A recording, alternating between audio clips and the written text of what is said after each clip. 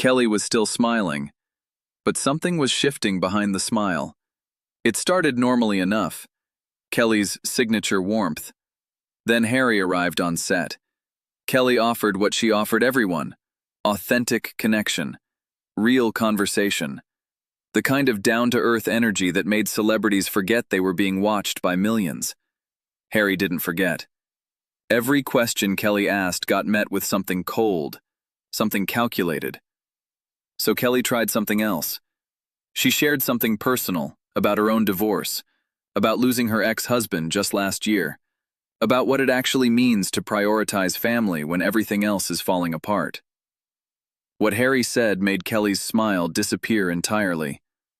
What Kelly said after that, drawing on everything she'd lived through, everything she'd built from nothing, everything she'd lost, would become the most talked-about moment in the show's 7-year history. This is the interview everyone's discussing. Subscribe now, hit that notification bell, and let's see what happened. The Kelly Clarkson Show studio at 30 Rock had its usual welcoming energy. The famous set, "My band, y'all, warming up," an audience that felt more like friends than strangers. Kelly had been doing this since 2019, 7 seasons, her final year. She wanted to end on a high note. Harry arrived with security that seemed excessive for a daytime talk show. Multiple guards, handlers, someone whose entire job appeared to be looking worried. He walked onto the set with controlled posture, shook Kelly's hand briefly, settled into the guest chair like someone expecting an interrogation rather than a conversation. "Prince Harry, welcome to the show." "Kelly." "That's it? Just Kelly? Most people seem at least a little excited to be here. We've got music. We've got fun. Loosen up." "I appreciate the invitation." "Appreciation is good, but participation is better. Let's have a real conversation." "I want to start with something I've been thinking about," Kelly said, settling into her hosting rhythm. "Family. It's everything to me. I've got River and Remy. They're why I'm ending this show. 7 years, but they need me more than the audience does right now. What does prioritizing family look like for you?" Harry's expression was guarded. "My children are my priority." "Are they?" "Because reports say they've seen their grandfather once in 6 years. They barely know their cousins. Their uncle reportedly threatens to boycott family events because of them. How does that square with prioritizing family?" "The situation is complicated." Complicated is code for "I don't want to explain."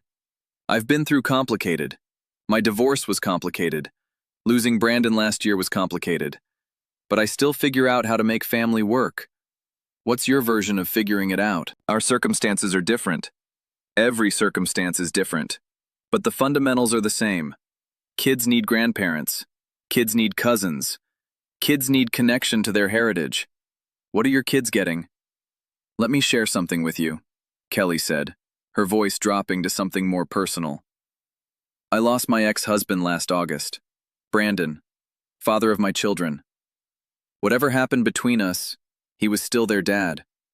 That loss changed everything. How I see time, how I see family, how I see what actually matters." She paused. "Your father is 77. He's had cancer. He's trying to reach out. Your brother is right there. Same country, same language, same history.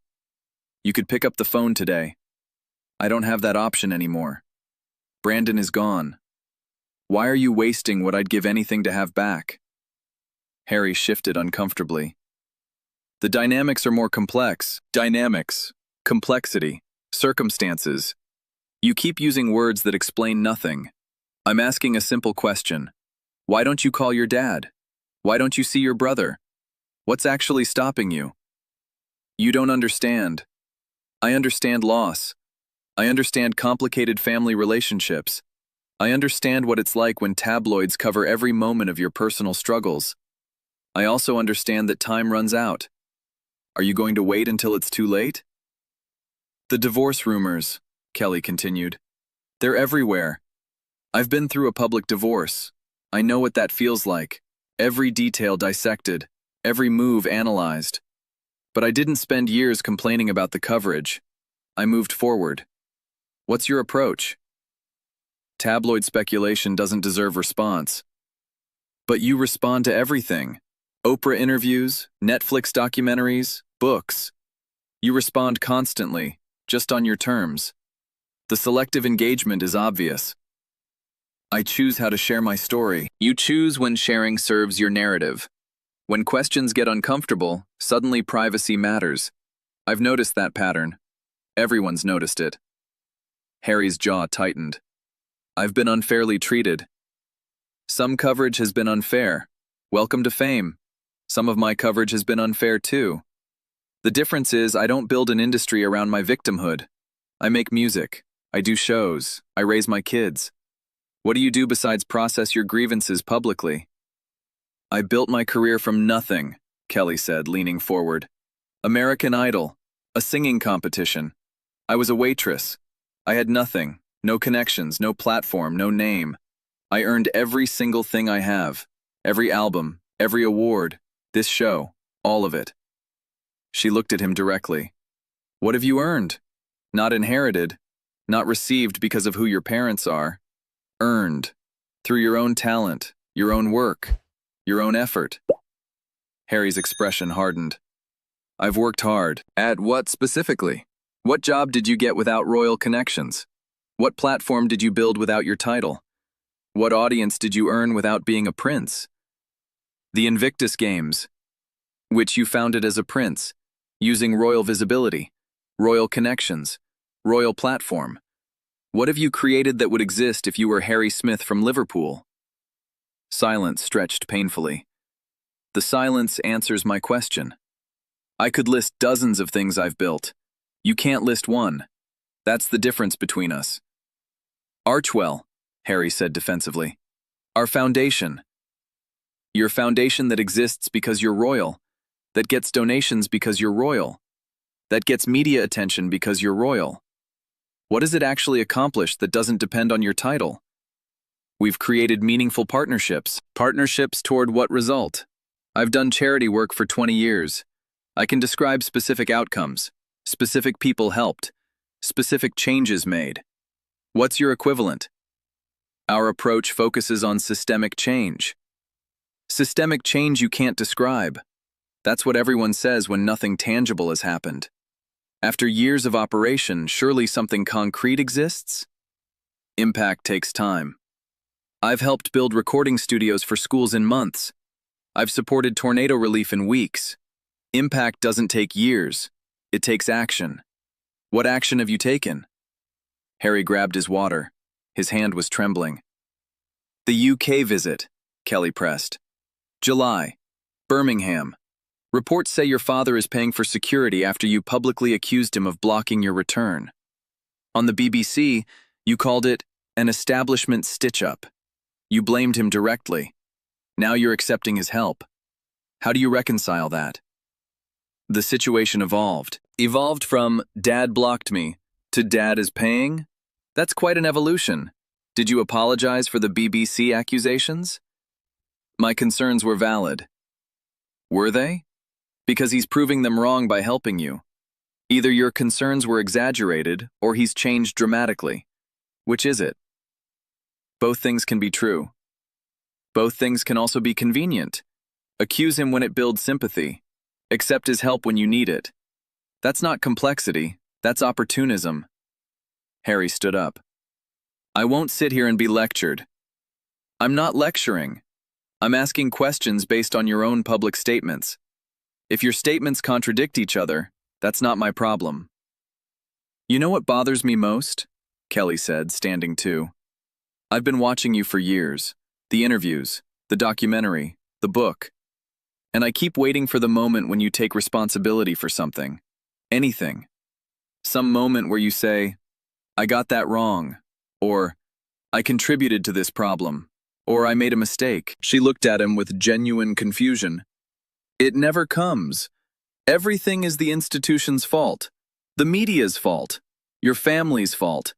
Your father blocked you. Your brother betrayed you. The press persecuted you. Never once have you said, here's what I did wrong. I've acknowledged mistakes. Have you? Name one. Specifically. Something you did, not something done to you, that you regret. That you'd do differently. That was your fault. More silence. I've made plenty of mistakes, said things I shouldn't, made decisions I regret. The difference is, I can access them. I can name them. I can learn from them. You can't name a single one. That's not healing, that's avoidance. Harry moved toward the exit. This show isn't what I expected. Kelly didn't move from her spot. This show is exactly what it's always been. Warmth, honesty, real conversation. I offered you all three. You rejected the warmth. You avoided the honesty. You couldn't participate in real conversation. That's not the show's failure. Your questions have been hostile. My questions have been personal, because that's what I do. I share what I've been through and I ask people to share too. I told you about losing Brandon, about ending this show for my kids, about building everything from nothing. You shared nothing. Every answer was managed. Every response was strategic. Harry paused at the door. You don't understand my situation. I understand building from nothing. I understand public divorce. I understand loss that changes everything. I understand prioritizing children over career. What I don't understand is having every opportunity I'd give anything for and wasting it on grievance. I'm ending this show to be with my kids, Kelly said, her voice cracking slightly. 7 years, 22 Emmys, an audience that feels like family. And I'm walking away because River and Remy need me more than any of this. That's what prioritizing family looks like. Actual sacrifice. She looked at Harry. You claim to prioritize family while being estranged from yours. You claim to sacrifice while living in a Montecito mansion. You claim to put your children first while using them in Netflix documentaries. The words and the actions don't match. I've sacrificed. What? A palace for a mansion? One kind of privilege for another? I was a waitress. I lived in my car. I built everything from literal nothing. Don't talk to me about sacrifice while you're still called Prince and living off deals you got because of your bloodline. Harry left. The studio door closed behind him. The audience sat in stunned silence. Kelly turned to face them, tears forming in her eyes. I'm sorry you had to see that. She took a breath. This show has always been about real connection, real conversation. For 7 years, I've tried to create a space where people could be themselves, where celebrities could drop the performance and just be human with us. She wiped her eyes. What you just saw was someone who couldn't do that. Couldn't, or wouldn't, drop the performance. Couldn't access anything genuine. Couldn't participate in the kind of conversation we have every single day on this show. She managed a small smile. I've been through hard things, losing Brandon, ending this show. But I've always been able to be real about it, to share what I'm actually feeling, to be present. What I experienced just now was the opposite of presence. It was performance pretending to be person. Here's what I want to say, Kelly continued. And this is for anyone watching who's in a family conflict, who's estranged from someone they love, who's waiting for the perfect moment to reach out. She looked directly at the camera. Don't wait. Don't let years pass. Don't build walls and call them protection. I can't call Brandon anymore. Whatever we didn't resolve stays unresolved. That's the cost of waiting. She paused. He has a father who's 77 and had cancer. He has a brother who's right there. He has a whole family he could reconnect with today. And he's choosing grievance instead. Every day he chooses it again. She straightened. Time runs out. I learned that the hard way. I hope he doesn't have to learn it the way I did, because by then, it's too late. She turned back to her audience. When we come back, someone who actually wants to have a conversation. That's what this show is supposed to be. The footage aired that day. NBC made no edits. The clips that spread captured the raw confrontation. Why are you wasting what I'd give anything to have back? What have you earned, not inherited, earned? I could list dozens of things I've built. You can't list one. Both things can also be convenient. That's not complexity, that's opportunism. Never once have you said, here's what I did wrong. Don't talk to me about sacrifice while you're still called Prince. Harry's team released a statement calling the interview an inappropriate exploitation of personal grief to attack a mental health advocate. Kelly addressed it the following day. Exploitation? I shared my experience because that's what I do on this show. I've shared everything. My divorce, my struggles, losing Brandon. I shared because I thought maybe it would help him access something real. It didn't. He couldn't share anything. Couldn't name a mistake. Couldn't explain the contradictions in his own story. My grief isn't a weapon. It's just real, she added. I built everything from nothing. I've been through real loss. When someone with every privilege I'd give anything for sits in my chair and plays victim, I notice. And on my show, we say what we notice. That's the whole point. For Kelly Clarkson, the interview became an unexpected capstone to her final season, proof that 7 years of authentic conversation had given her the ability to recognize when authenticity was absent. For Prince Harry, it was devastating in a unique way. Kelly wasn't hostile journalism. She was America's sweetheart, someone who'd been through public divorce, real loss, who'd built everything from nothing. Being unable to connect with Kelly Clarkson, walking out on the warmest host in daytime, exposed something no PR strategy could address. But for the millions who watched, something else emerged. The contrast between Kelly, waitress to superstar, public divorce survivor, ending her show to prioritize her kids, and Harry's complete inability to name anything he'd earned or acknowledge any mistake he'd made, told its own story. Kelly asked what he'd built. Harry couldn't answer. Kelly asked about his contradictions. Harry walked out. Kelly shared her genuine loss. Harry couldn't access anything genuine in return. And in that absence, in that devastating inability to connect with someone offering pure warmth, everything anyone needed to know about what Prince Harry had become was revealed.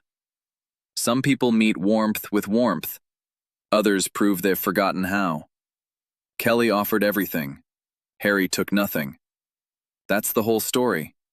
7 years of daytime television, 22 Emmys, America's warmest host, and he couldn't connect with any of it. What does that tell you about what remains when genuine is impossible? If you want more content that recognizes when warmth gets rejected, subscribe, turn on notifications. More authenticity, more connection, more of what 7 years of genuine conversation can recognize.